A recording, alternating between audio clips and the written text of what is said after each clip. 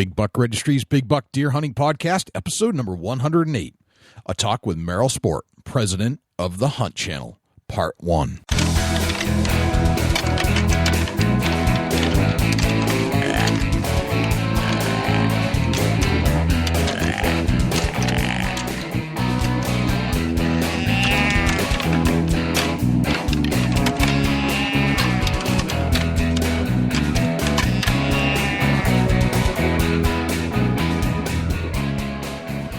Big Buck Registry is a virtual museum of hunting stories. We preserve a piece of Americana by interviewing and recording hunters about their hunts and experiences from across the country. And who knows, maybe we'll learn a thing or two along the way that'll help us take our hunt to the next level. Hi, this is Carl Drake, pro staffer with Realtree Outdoors. And this is Adam Vinatieri with the Indianapolis Colts. And you're listening to our favorite deer hunting podcast, the Big Buck Registry's Deer Hunting Podcast. This is Gordon Whittington, Editor-in-Chief at North American Whitetail Magazine, and you're about to listen to another great episode of the Big Buck Registry Deer Hunting Podcast. Hey everyone, this is Zach Doyle with the Rack Packer Outdoors, and you're listening to my favorite podcast of all time, the Big Buck Registry's Big Buck Podcast.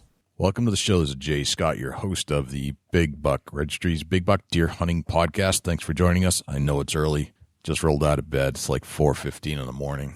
Oh, man, what a morning. People wake up. It is the Big Buck Registry Deer Hunting Podcast. We got up early this morning, 4:15 a.m. We are on the mics this Saturday, the 25th. I love getting up before the sun rises. It's just one of those things I enjoy in life. I'm about a pot deep in coffee, and I'm ready to rock and roll, Jay. All caffeined up, ready to go. Absolutely. Rock and roll. Big, huge day ahead of me. You do have a big day. Where are you going today?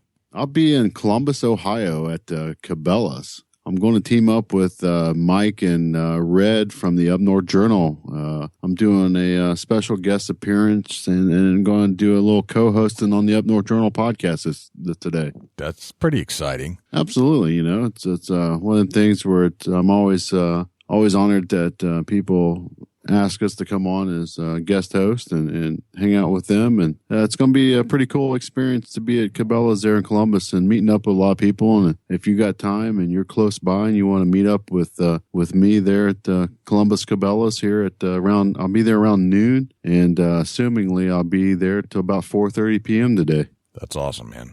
That's it's going to be a long day for you. It's going to be like 12 hours by the time you get out of there. You've been up for forever. That's very cool. So, I just got back from the Northeast Big Buck Club annual banquet down in Chicopee, Massachusetts. Yeah, hanging out with Michael Montgomery. Yeah. We're hanging out with his big, gnarly-looking rack buck that he shot. That's just a monster. It's just huge. But I got to hang out with Mike for a while, and we had a lot of fun. I got to meet some of his buddies from the military, and specifically hung out with Mike and his girlfriend Jessica, John Morrissey and his girlfriend Angela, Keith Hunt and his wife Michelle, and Chris Haskins. And it was, you can tell these guys have been together for a while because they were beating up on Mike pretty bad for anything. And that's what happens when you shoot a big buck like Mike's, you know? It is, it's, what are you going to do? Mike's got all you just got to deal with that. That's part of it. I know. So it was an interesting event because it was an award ceremony for all the bucks that were recognized through submission to the Northeast Big Buck Club. And I met Jeff Brown, one of the founders. Very, very nice guy. They put on a great show. The food was fantastic, I have to say, which is not always the case at these banquets when you have to feed 400 people. But it was actually really good. We got an introduction to every single person with a spotlight. They toned the room down to a dark with a spotlight on each person they were giving an award to. And they basically just went around the room, explained a little bit about how the buck was captured or shot, and kind of the backstory behind each buck. So it was kind of interesting. And they had auctions going on, and I didn't win a thing. Mike won a bunch of stuff, and actually I tried to steal his rangefinder, but he caught me. So what am I going to do about that? Yeah, that's funny. Yep. Yeah, and shout out to Michael Montgomery, and sorry that I couldn't make it up there this year. And man, something that I don't like to miss, but that's just the way the cards played. Yep. It happens that way. But I went down and represented for the Big Buck podcast, Dusty, and hopefully I didn't embarrass us too much. Awesome. But had a great time with hanging out with Mike and his crew. Very cool. Jay, we just ended the season with the Big Buck Registry Deer Hunting Podcast T-ball team. Really? How'd we do? Oh, man. We was winners all the way through. That's awesome. I love that we had T-shirts and you actually, baseball. I love baseball. I mean, it's just one of my favorite things of all time. And to have a sponsorship, and thanks to you, Dusty, for putting that together and having the Big Buck podcast on the T-shirts of some young ladies and men that were giving it their all, so to speak. Yeah, it's definitely a cool experience, and very fortunate that I was able to coach them and put together a sponsorship with you and myself. And, man, it was just a great experience all around, and be able to put your name on a great group of young individuals like that's our future. And we want everybody to know that we support the young hunters that are up and comers, and kids will carry that with them for a lifetime, that they were sponsored by a hunting group. Absolutely. I love it. And, it's just another way to get the message out about hunting, that it goes much further than just shooting a deer.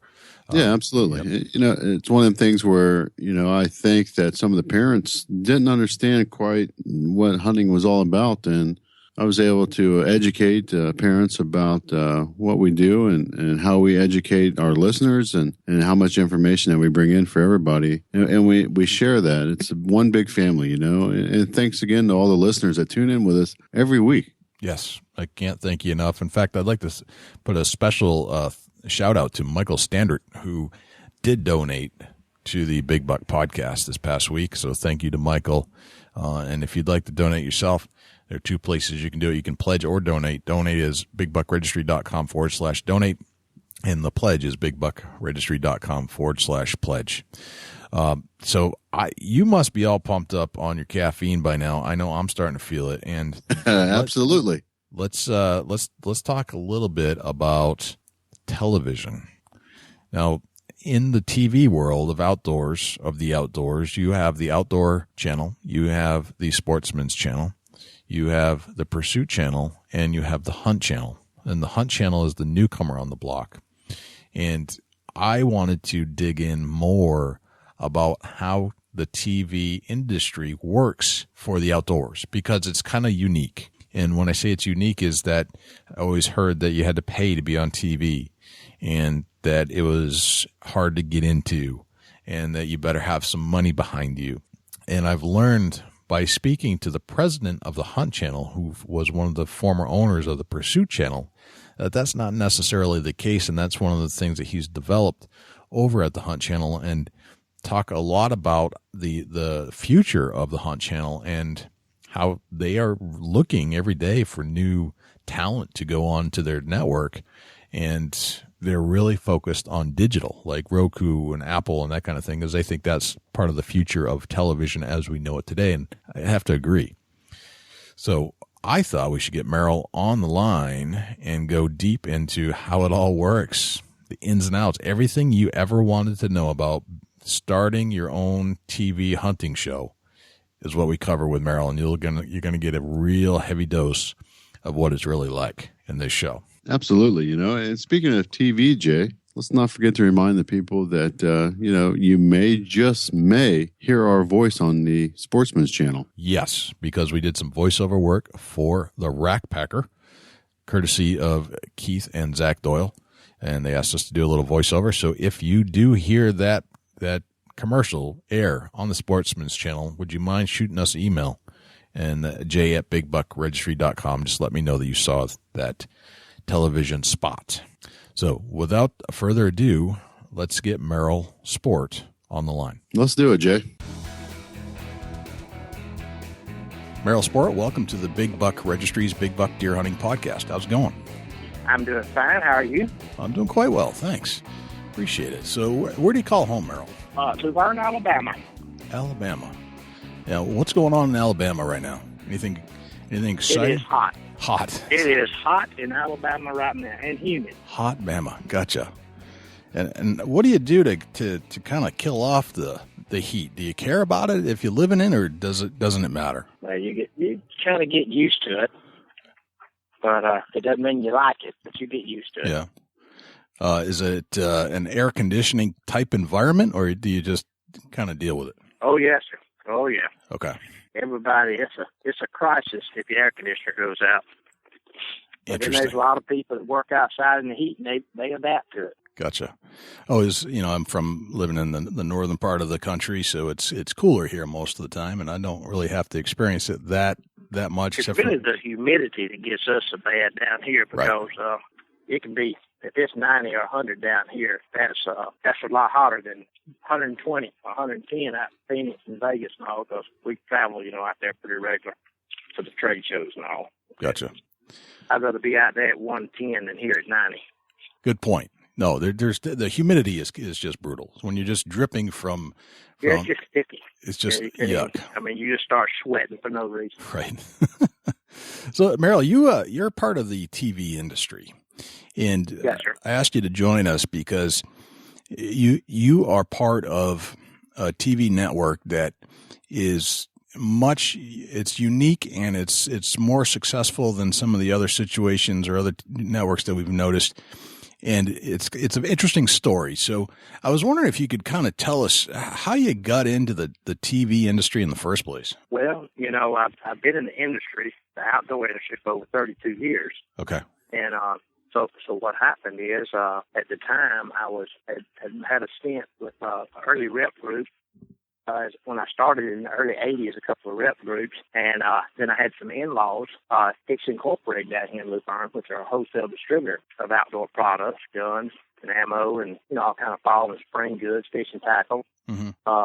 So then I came inside, basically in the family business, and stayed inside as a buyer with all these outdoor products for 10 or 12 years as a vice president and sales manager, and put them in the first dealer trade show back in '92. So I stayed with them for about 10 or 11 years, and I got the itch to get back on the road. Well, during that process, basically about in 1992, my former partner at the Pursuit Channel, Rusty Falk, come to me, and we decided that we would produce a TV show. He had the production abilities and did all the personality stuff, and I did the financing and the sponsorships and raised all the money. So in addition to have been in the rep business and then been in the wholesale buying end of it, I was also his executive producer, and would get sponsorships and sell them sponsorships and take free goods and run it through Hicks Incorporated. We had a pretty good little system going, but it just got to be where it was too expensive to have. We back on Fox Sports South back in the old days. And right.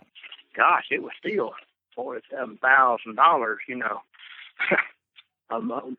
a quarter back then, and that's back in the early 90s. And it just got, and then we run on the Outdoor Channel. We were one of the earlier shows that would even buy ads from Wade Sherman back in the old days from the Outdoor Channel. But sooner or later, that got to be a place where little kids didn't play, and thus we went into a meeting with Mike Cooley through his group on the Sportsman Channel, but we passed on an opportunity. Rusty and I did. We passed on that opportunity. Okay. Because we thought the business model was the same in the Outdoor Channel, and it was at the time, and we didn't think that if you're going to protest something, we didn't think it made a lot of sense to protest it and then copy them. But they've had some good fortune along the way, and now they're strong, and they're owned by the same people. So anyway, but that's where it come from. We just said, hey, enough of us just couldn't afford that, and through the trade shows and all the industry connections and all, we said, man, we need our own network. And that's when we got started, and that's when the Pursuit Channel was formed in July of 2007 and launched in May of 2008, and it's one of the largest out there available now. Gotcha. It's the lowest price to the three, and it's in over 40 million homes. So I sold out of that in December of 2012, and then I launched January 2013. I launched the Hunt Channel, which is a smaller version. It's got we do outdoor television blocks with our partner, Angel 2 Network, which have channel 266 on Dish, and we have some primetime blocks and what we call breakfast blocks, and that allows us to buy and sell airtime to producers and take care of new people wanting to get in the industry. We're the cheapest part of their business model. Okay. producer's got a business model, and they got three expenses there pretty much, and it's their travels and the airtime, and then the editing. That's their three expenses. Our airtime is cheaper than their traveling costs and their editing. So we basically got we have a prime time. We have prime time blocks, but we have interlevel blocks for the AM people. And prime time is used for the some of the up and coming shows. They're getting some good experience and good exposure. They can afford a $6.95 a week rate, and it's also used as an additional thing. A lot of people on other platforms and other networks, they want to pick up another 30 million eyeballs, and over half of it being internet-based through the Roku boxes and Amazon Fire TVs to attract the younger audience. And they, for another $700 a week, they can add another 30 million homes to their resume or their portfolios. Sure. Okay. So we got ourselves in a position to be either or to people. Okay. Merrill, can we break that down a little bit more? Tell me more about the business model of Outdoor Channel and Sportsman's Channel. How do they look at things? How do they drive revenue? Okay. What they do is the outdoor industry as a whole is not very large. And that's why you see the Outdoor Channel trying to change their business model and do more production, more reality live shows, more independent, more tight reality shows, and just keeping the hardcore, the big guys. I mean, you see it downsizing outdoor, but increasing so they can tap into more non-endemic. But the two business models basically with Outdoor Sportsman is the cable companies or the subscribers of these cable companies, they have to charge them. They don't pay for play. So there's only two ways you can do it. You can provide your content free to the cable subscription or to the people, or you can buy it by Pursuit and Hunt Channel. We buy airtime and resell it. Now that gives us a good opportunity to grow. That's why Pursuit is at over 40 million homes, because they're paying for airtime. On Sportsman and Outdoor, the people pay them. So they pay them for their content, just like they would any other syndicated pros. So they're in a unique situation, but they have the veteran shows, ones that's been around long, that's got more established identity in the business. Okay, so it's hard for entry-level shows to afford those $6,000 or $7,000 a week rates. So Pursuit's in the $3,000 or $4,000 a week, and we're $695. All right. So if you broke it down, if you wanted to have a TV show, an outdoor TV show, if you wanted to be on the Sportsman's Channel or the Outdoor Channel, you have to pay them per week, or generally speaking, there's a contract that you have to write up. Correct. And it's to the tune of them for that airtime. Pay them for the airtime, and it's about $6,000 per week, roughly, and per week. Yes, sir. Okay. And do you get to pick which day you're going to be on, what time you're going to be on, or do they dictate that to you? You get to negotiate. You get to negotiate for that. The closer you get to the 9 o'clock prime time, the higher the rates are. If you're later, 11 o'clock is not as expensive as 9 o'clock, and 6 o'clock is not as expensive as 9 o'clock. Okay. So everything's relevant on the night of the week and the time of the night. And prime time is still good, better, and best. Okay. When you're dealing from 7 to 11, Monday through Sunday. So what is prime time? What does that mean? Pretty much prime time, I call prime time recliner time. Right. It's pretty much when everybody is in at night time and they're into the eating. They've had their supper or their dinner. We call it supper down here in the country, but sure. Proper terminology, dinner is your last big meal of the day, the one you need to be working out after you eat. But gotcha. once you leave the table and you go get in that recliner, it's prime time then. That's prime time. All right. So it's right prime time is recliner time. Right after supper. So it's pretty much 7 to 11. 7 to 11. All right. So, and is that every day of the week, or is that just certain days of the week? That's every day of the week, but they're better days than others. Okay. What's the best day, prime time, generally speaking? I like Thursday nights. Okay. But I think Wednesday night could be good because in my position, if you're selling, you need to pay attention to what your competition is doing. And for example, Tuesday nights is tough to sell against because that's always been a big night on the Outdoor Channel. Okay. With their premium shows.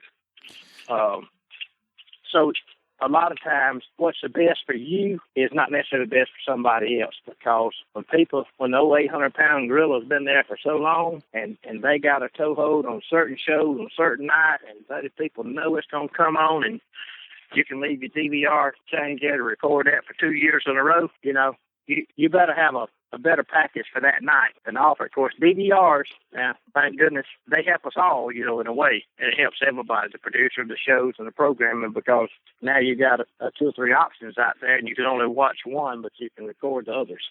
But, that comes into a lot of play on the first run.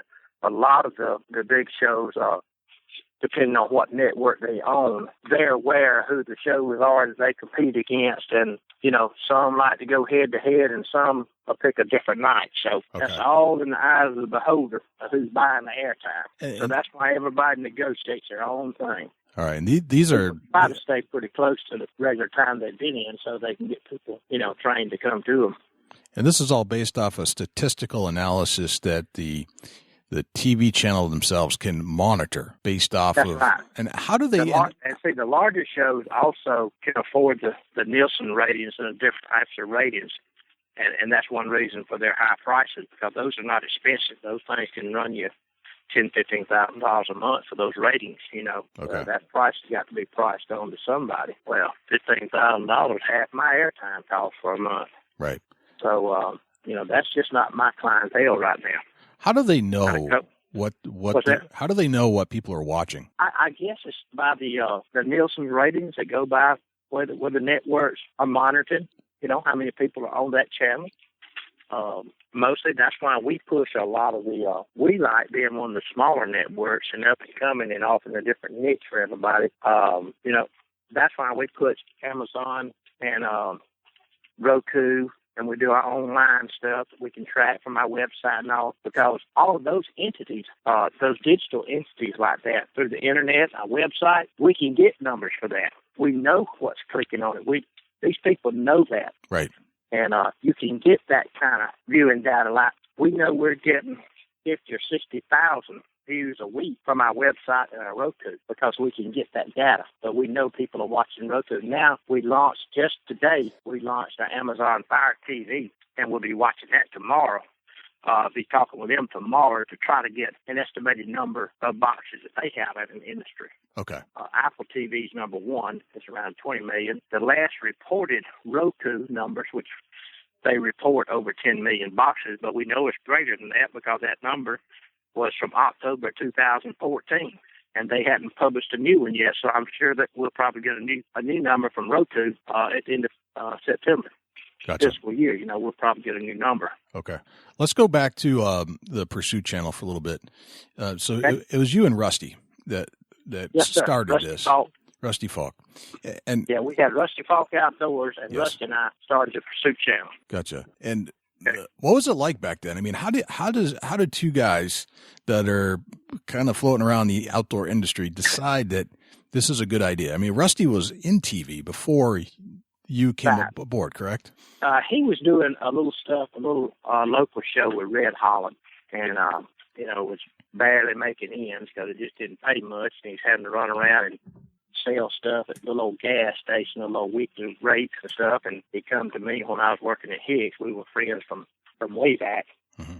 He said, "Hey, I want to talk to you about this." And make a long story short, we got together and I got Mr. Wise, and I called a friend of mine at Norman Lure, Bobby Dennis, and Mr. Wise talked to Lawson Richards and some folks out at Zepco. And then we called our friend Wes Campbell up in True Turn Hooks and Daiichi. And then the next thing we know, we had Robin Shower, Bass Assassin, and we had him about 4 sponsors that each one of them quadruple, each one of them matched his annual revenue. So we got started right there one afternoon at Hicks Incorporated, and we took a lot of product from those vendors, and Mr. Wise helped out, and that's how we got started. All right, so you create this channel. Yes, sir. What was the plan at that point to put it on regular cable TV and dish TV? Well, yeah, exactly. It was just on the regular TV. We had Rusty and I had secured and talked to these this group of people that had been involved in this other network. And at the time, we didn't have the credit nor the money to put up for a direct TV channel. You had to put up about $300,000 to get a channel deposit. So we ended up leasing parts of a channel from a group in Phoenix. So we subleased a channel to start off with. And that's what we did. We ended up buying airtime, and then we went out and saw our friends. We've been in the business a long time. So we hit the floor running. I had myself and Mark Corcoran at the time, who was a former employee at the Outdoor Channel, and Rob Mann, who was very instrumental in helping us with self-producers or TV shows. And we hit the floor running out there. And, you know, I'm proud to say that some of the shows that helped launch Pursuit Channel, like Pat and Nicole Reeves with Driven and Jeff Danker with Major League Bow Hunter. Sure. And, you know, some of those major shows today that are very successful. I mean, these guys back then rallied behind our efforts to establish something that we were in hopes would get these rates in check, you know, get them in line by offering an option. And that's really was a whole success to get our story out there and get enough people signed up. And we had a group, those guys spearheaded a group of about 20 producers, and then we had a group of about 20 producers. And we started out, and next thing we know, our second year, we had a little over 100 producers running with us at half price of Outdoor Channel and Sportsman Channel rates. Gotcha. And that was the only thing we had is that, hey, we were trying to give you more eyeballs for less money, so you had an opportunity to make a dollar, stay in business, because airtime rates had gotten so high. You know, gotcha. Average Joe, and there's only so many of those big guys that's going to write these $100,000 checks for sponsorships. There's just so many of those. But really, we were very fortunate in that a good group of talented producers like Pat and Nicole, you know, that now are some of the industry's icons. You know, you go to the trade show now, you see them posted all over Nikon stuff. And sure. They're speaking, and all of them guys, if it hadn't been for them, would never been a Pursuit Channel. And then we got moved momentum with them, and then that's when Topsy Hayes with Moss Yoke stepped up to the plate and brought all the Moss Yoke shows with us. Gotcha. And they're still hamming, it's under Moose Media, they're still hamming all the advertising for the network. You know, you're dealing with a camouflage company that's got hundreds of licensees, okay? Well, they just had a built-in customer base right there that needed advertising, you know, on TV. So, you know, you got to give kudos to Topsy Hayes and Cuz and all those guys and Dennis Presley, because, man, they saw an opportunity that was really, that there was no numbers to validate it or do anything. They saw an opportunity to be a part of a vision, and they took it and ran with it. And they're still running Pursuit to this day. They don't own any of Pursuit, but they're the lifeline to Pursuit, because their agency sells all the programming, handles all the grids on who airs when, how much they pay, and then on top of that, they fill in the hose and they sell all the advertising too. Okay. To the industry. So that's really how it got started. Is a group of pretty good VIP people that are the industry leaders today. Just said, hey, enough is enough. We got to try to band together anyway for a couple of years to see if we can do something, because we just all can't keep paying these rates and stay in this business. Gotcha. So good old supply and demand is really what it is. Good old supply and demand. I was just going to say that. So this was very much based on an economical need that the industry. It was 100% based on economical need. Rusty and I couldn't stay in the business. Now, I still had a good job, but, you know, I've been with Rusty. I've watched his little boy, Austin, who now works with him at the Pursuit Channel, but Austin couldn't hardly stand up between my legs when Rusty and I took this thing over. And it's provided a good living for him and his household now from where he was in the beginning back in 92.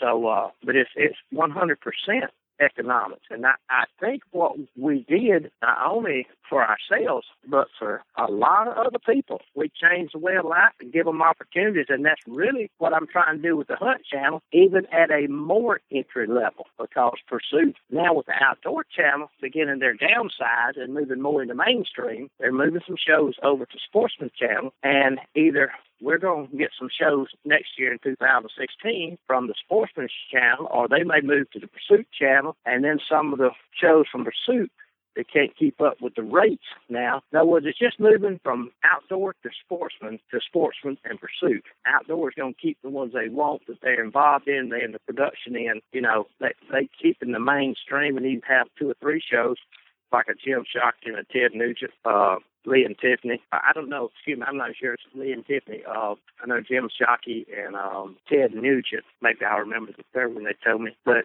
Waddell. Okay.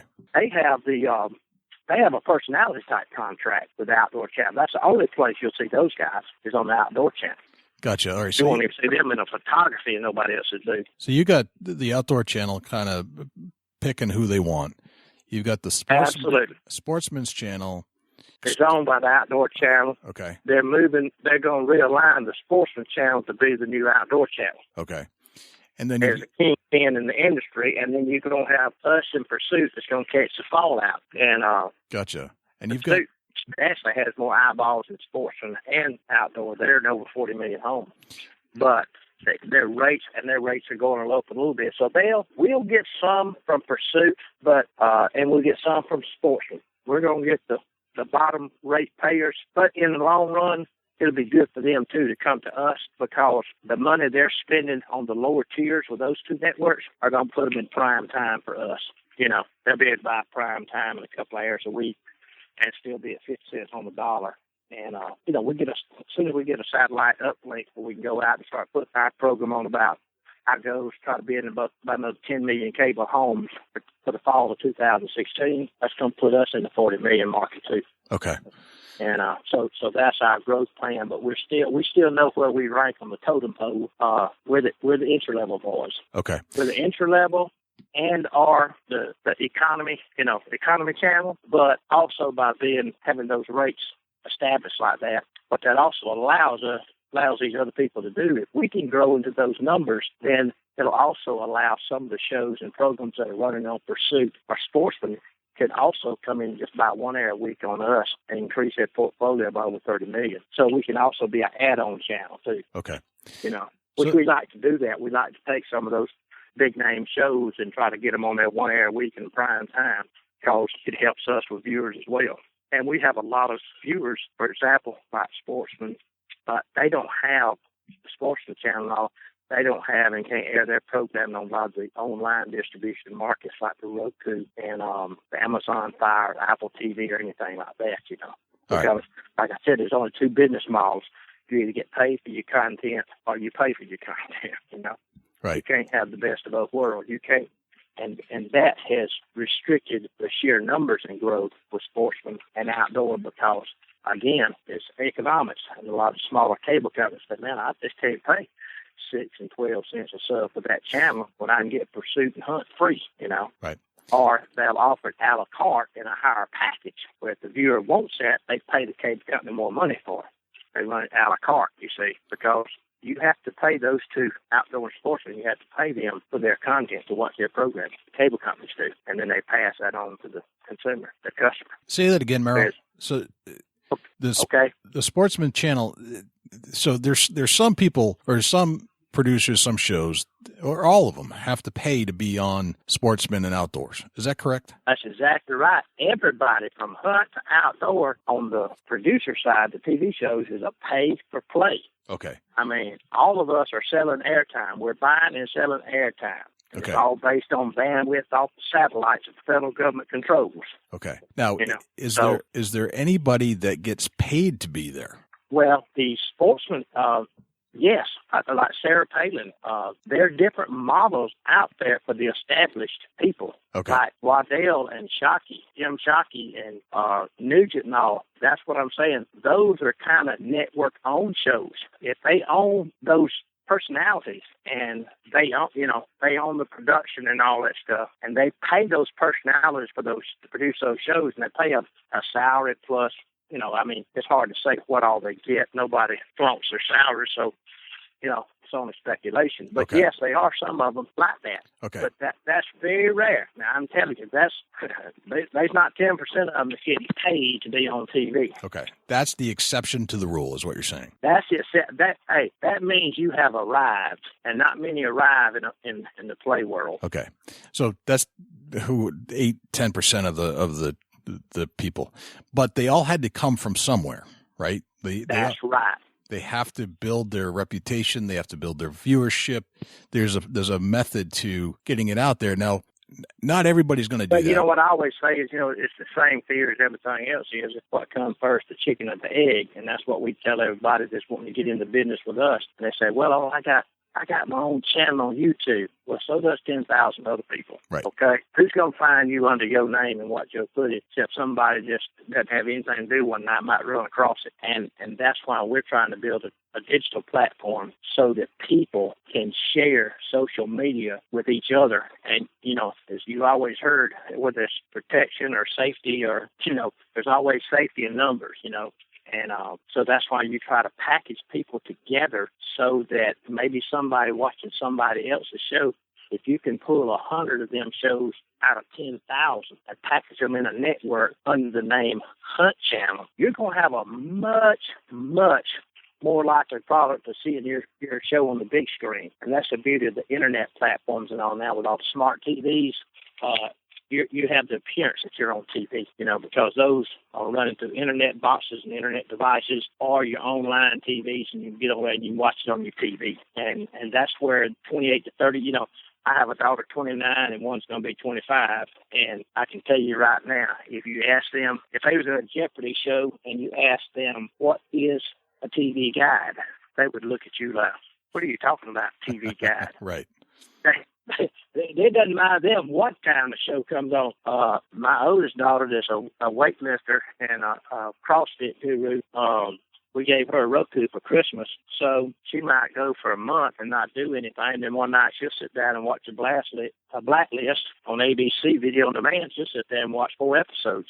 Right. But she's got her Blacklist fist, and they'll all do it together. Gotcha. But let me tell you something. That Millennium Group, they beat their own drums, buddy. TV doesn't mean anything to them. And right. So that's where, we're sitting here with about 15 million of our subscribers is through internet and online, and another 15 million with Dish. So we're trying to walk that balance, and you can do that because our content's provided free, like the Pursuit Channel is provided free. That's how it goes from 0 to 40, because if you can make money, you can always buy more airtime and sell it. And see, that's the old chicken and the egg. If you got the money to buy more airtime, people, the producers, are paying for airtime because their avenues of revenue is their sponsorship dollars that they get for those sponsors. And those sponsors are weighing, well, can I do this show on this network or that show on that network? How many people seeing this show at this time and this, and how many? So the networks are in competition through the producers on who can give the best return on the investment, whoever got the best ROI. So that's kind of what drives me is I try to be the best value, not necessarily the biggest network. I try to leave the ego out of it. The ego will break you. If you have an ego, it'll get you sooner or later. All right. What do you mean by that? That's the last thing I do. I try to leave the ego out of it. I just want a sound business plan, and, I want to give people the best bang for the buck. Okay. And I don't have a problem being the new kid on the block. Never has bothered me, a challenge. You just have to keep delivering your message. We're not from everybody. You don't get in this business and think you're going to put somebody out of business. Not when you start out with $500,000. Gotcha. With Outdoor Channel done sold twice, one time for $220 million and one time for $190 million. So I promise you, the Hunt Channel is not in the business to put the Outdoor Channel out of business. That's not a good game plan. Okay. Or business model. So, Merrill, I was just providing an opportunity for people to get into business. So, Merrill, if you've got a new channel that you have, yes, and you're providing a value to producers, do you and I guess it goes across the board. If you're collecting money and the producers are paying you to be on your channel, do you care about the talent that you put on there, or does that factor in at all? No, that doesn't factor into me because everybody has to start from somewhere. Okay. Now, again, that is a big issue with the other networks. A lot of them even have templates that you have to follow, which costs you more money to find quality editors to follow those templates. In other words, they may tell you, we want 2 minutes of action here or 4 minutes of action here. We want the first commercial break at 6 minutes and 15 seconds. Well, when you have all those demands on you, you've got to have a seasoned editor that knows how you're trying to work audio, you're trying to work music, you're trying to work video, you're trying to make it stop and flow. A lot of times, how many times on these programs have you seen, and you're thinking to yourself, if you don't understand this industry, why did they quit then? They were just about to take the shot. It was just getting good. Right. And they took a commercial break. Well, then when they come back on the air, guess what you see? Same thing again. Right. You have to go back and rerun that 30 seconds to bring you right back into the drum roll.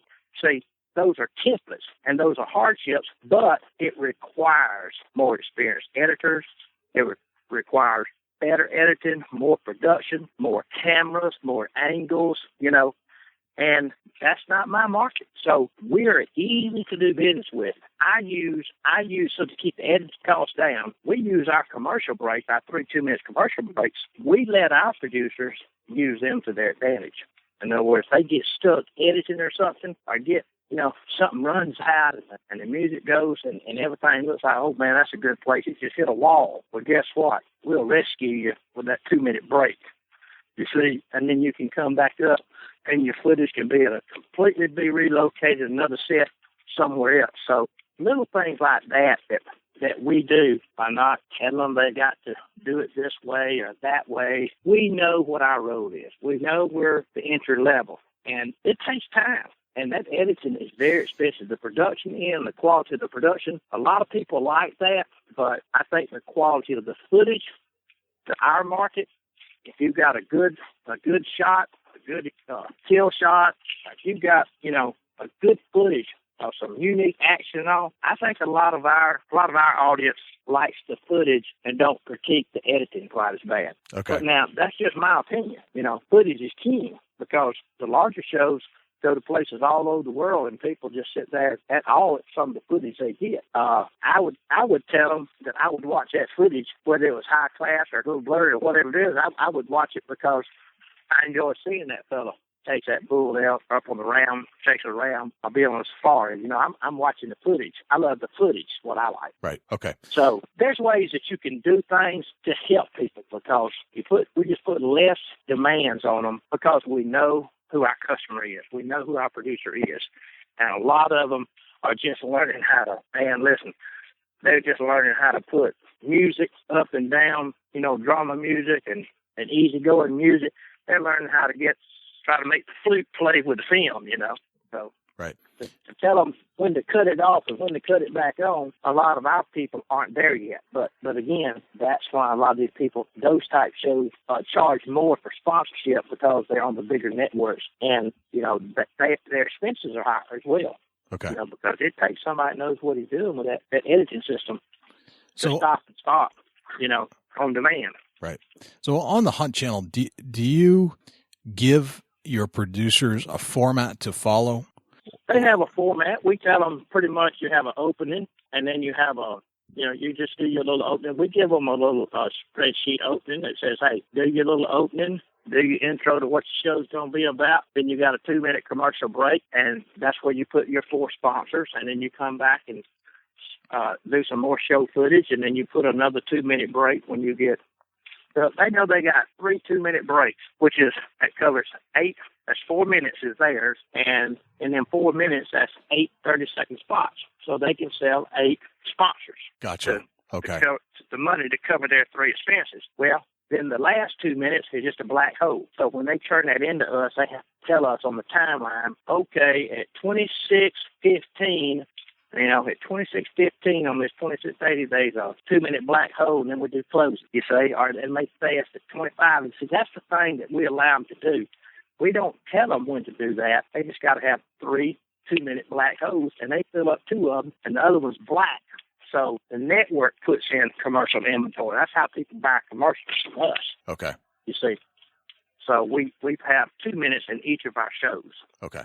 So that's our other avenue of revenue is commercial sales as well as producer or show sales. Oh, okay. So you're selling some spots yourself as the channel. That's right.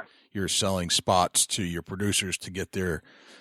We sell the producers 30-minute spots or actually 28, 30, and then we sell advertising in 30-second slots. Gotcha. Because we like to have a nighttime block, with the opening and closing 15 seconds a night, like on Thursday nights.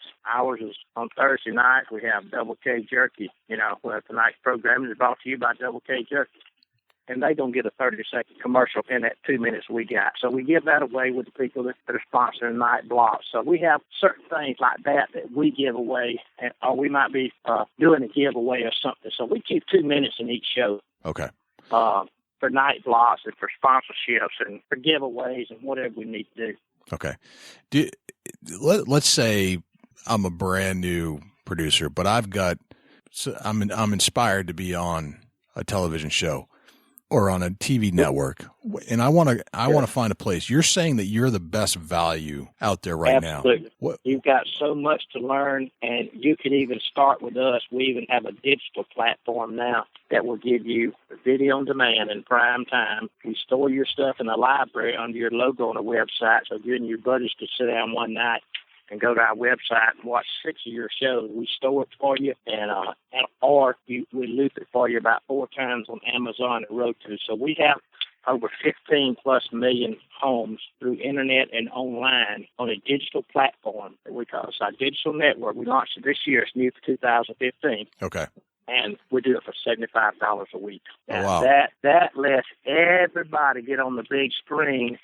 That's what I'm telling you. That's the difference. Now you can be a part of 75 or 80 shows on a digital platform that has a national blueprint, name, and advertisement to it that will help you have a place to solicit. As you get more and more on TV and get polished up and do better, the next thing you can do, you can step up to 325 and add another 15 million dish homes and be an AM spot, be in our AM stuff, Okay. By AM spot, and then you go from AM to PM. Okay. And eventually, once you get polished up, and if you've got good footage and you're doing a good job, then you're going to start landing bigger and better sponsors. So there's nothing common. We've already had some shows that started with us that moved up to the Pursuit Channel because they're the only other one out there that's got the same business model. All right. So let me. Outdoor Channel and Sportsman really need a channel that has a different business model. And then they would be dangerous. If they had another network that could grow without restrictions limited to people paying them for their content, without economics that they could grow in, then they would be tough, But right now, Pursuit and Hunt is the only one that can grow households because we can just go out there and buy them. The Outdoor Channel, Sportsman Channel, the revenue they have, if they was in a position with a network, they could go out and buy 40 million homes in 6 months, and it could be tough. Right.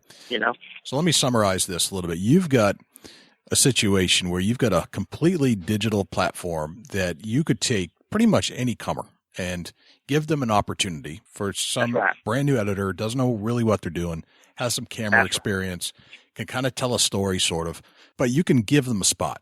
And they've got to bring, most likely, they can either pay out of their own pocket at $75 a week because that's... Well, that's exactly what you better be for planning to do in this business because, again, like I said, it's what comes first, chicken or the egg. But that's only $975 a quarter. Right. So there's not a lot of people on a credit card wouldn't try that to get out there to chase a dream. Right. Right. You see, that's worth $1,000 to separate yourself from 75 shows with a national branded network as opposed to 10,000 YouTube channels out there. Right. That's a start. That's a start for somebody. That's the starting place. Nobody can touch that. Right. That's the starting place. So, and then if you develop, and I would assume at some point you'd want to bring some sponsors in to help you pay for that. Sure. And then that's right. And then when do you decide to move them up to the ranks of the other spot that you have on the Dish Network? When do you decide that it's time? We don't. You don't. We don't. That's their decision. They can stay on the digital. They may hit a home run and get a big sponsor and say, hey, I want to stay on Hunt Channel Digital, but I want to buy Pursuit Channels, 40 million too. Now I'm in 55 million. I've got the best network, the little guy network that's doing all the digital stuff, that's really chasing that market hard for me. I've got that and the video on demand and the library online, the video on demand, and I got 40 million Pursuit, so I had $75 to the Pursuit Channel.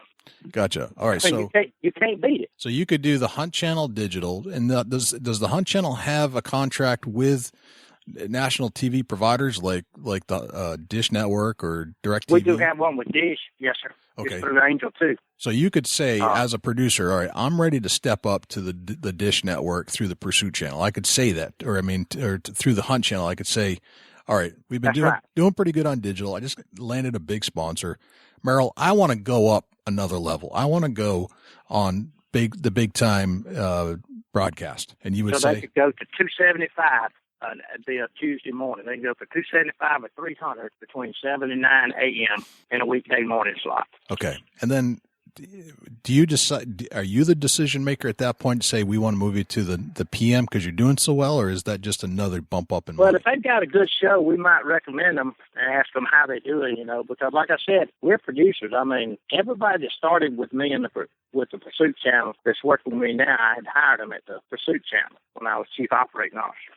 Okay. And so my group came with me, and Rusty and his family stayed with him at the Pursuit Channel. But we basically have the two business models. Except my market, again, is entry level, and digital is what we're chasing.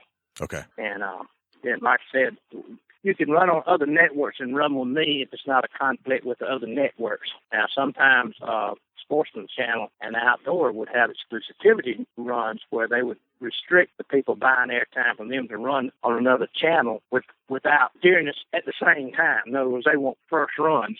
But that's okay with us because our viewers, and especially our online and our digital viewers with the internet bosses, have never seen that programming footage. So they can run the network on the Sports and the Outdoor Channel, and then the second year when they're putting another show up with them, let's just say what they're running this year on Outdoor Sportsman, they can run with us in the fall of 2016 because our viewers have not seen that footage. Gotcha. It's still good stuff. All right. Well, that concludes our Part 1 episode with Merrill Sport. Let's take a break, go grab a coffee, and come back, and we'll see you in Part 2.